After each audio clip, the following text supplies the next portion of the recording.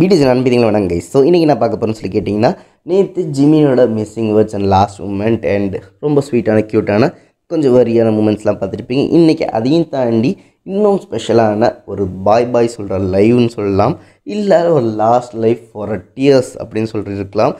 But இந்த மனுஷனை பற்றி பேசணும்னா ப்ராமிஸுக்கும் மிஸ்ஸிங்க்கும் நான் அடிச்சிக்கவே முடியாது அப்படின்னு சொல்கிற மாதிரி தான் ஒரு ரொம்ப மிஸ் பண்ண போகிற ஒரு பர்சனை பற்றி தான் பேச போகிறோம், அதாவது ஜேகே. ஸோ அவர் தான் லாஸ்ட்டாக லைவ் வந்திருந்தார். ஸோ இவரை பற்றி நான் இவ்வளோ சொல்கிறேன்னு பார்த்தீங்கன்னா, அவர் ஒரு ப்ராமிஸ் பண்ணியிருந்தார்.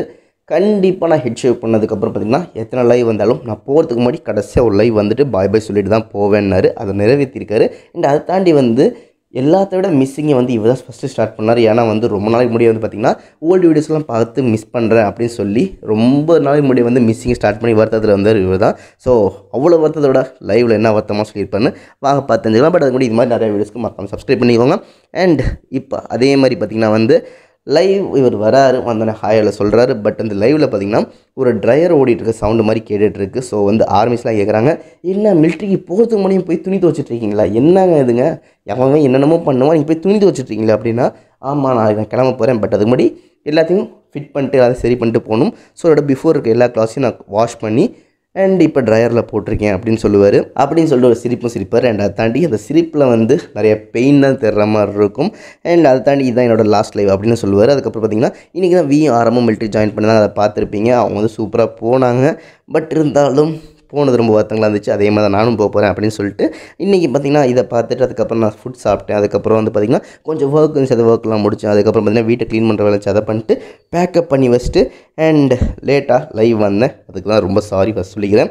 இதுதான் லாஸ்ட் லைவாக இருக்க போது உங்களை மீட் பண்ணுறதுக்கு அப்படின்னு சொல்லி லாஸ்ட்னு சொல்கிறப்ப ஒருத்தரையும் ஹார்ட் பீட் நின்று போகிற மாதிரி ஃபேன்ஸுக்கு வந்திருக்கும். அப்போ தான் ஃபேன்ஸுக்கு நான் கேட்பாங்க, தலைவா உன் ட்ரிங்கை விட்டுட்டு போறியா அப்படின்னு சொல்லி கேட்குறப்ப, ட்ரிங்க் நான் இன்றைக்கி பண்ண மாட்டேன். ஏன்னா நான் மிலிட்ரி ஜாயின் பண்ணணும், நான் மிலிட்ரி இன்லிஸ்ட் பண்ணுற அன்றைக்கி ட்ரிங்க் பண்ண மாட்டேன், பண்ணவும் கூடாது. ஸோ நான் பண்ண மாட்டேன் அப்படின்னு சொல்லியிருப்பேன். அண்ட் எல்லாம் ஓகேயா இருங்க, ஹெல்த்தியாக இருங்க, சேஃபாக இருங்க. நான் ஏன்னா மிலிட்ரி போய்ட்டு அதுக்கப்புறம் உங்களை சந்திக்கிறேன்.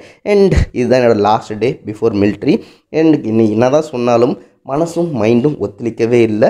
மைண்டு ஒன்று சொல்லுது, மனசு ஒன்று சொல்லுது, என்ன நடக்க போகுதுன்னு தெரியாமல் ஒரு மாதிரி கன்ஃபியூஷனில் இருந்துகிட்ருக்கேன் அப்படின்னு சொல்லுவார்.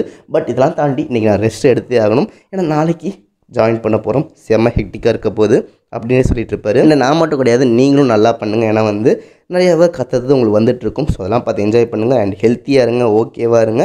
கண்டிப்பாக நான் உங்களுக்கு பார்த்திங்கன்னா மிஸ் பண்ணுவேன். எனக்கு முடிஞ்ச அளவுக்கு நான் நிறையா மெசேஜ் பண்ணுறேன் அங்கே போயிட்டு.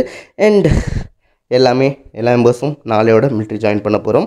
ஸோ அதுக்காக இப்போ வரைக்கும் இல்லை, எப்போதுமே இல்லை, இதுக்கப்புறமும் கொடுத்துட்ருக்க சப்போர்ட்ஸ்க்காக ரொம்பவே தேங்க்யூ சொல்லிக்கிறேன். இந்த குட்டி மினிட்ஸ் லைவ் நான் எதுக்கு வந்தேன்னா உங்களுக்கு ஒரு பாய் சொல்கிறதுக்காக வந்தேன். என்னோடய ப்ராமிஸை நிறைவேற்றதுக்கு வந்தேன். நான் நிறைவேற்ற நம்புகிறேன்.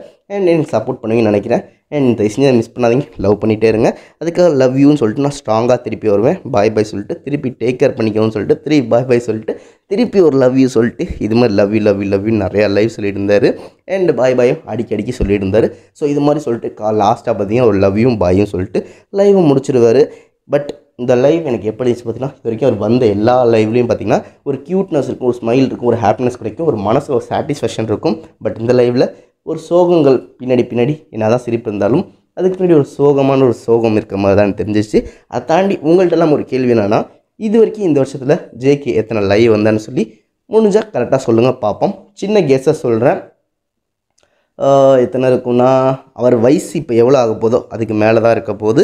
ஸோ மறக்காமல் கெஸ் பண்ணி கரெக்டாக சொல்கிறோம் யாருன்னு பார்த்து நாளைக்கு சொல்கிறேன்னு சொல்லிட்டு இந்த சோகமான ஒரு லைவையும் உங்கள்கிட்ட ஷேர் பண்ணி விடைபெறுவது தான். RJ love you tata, by.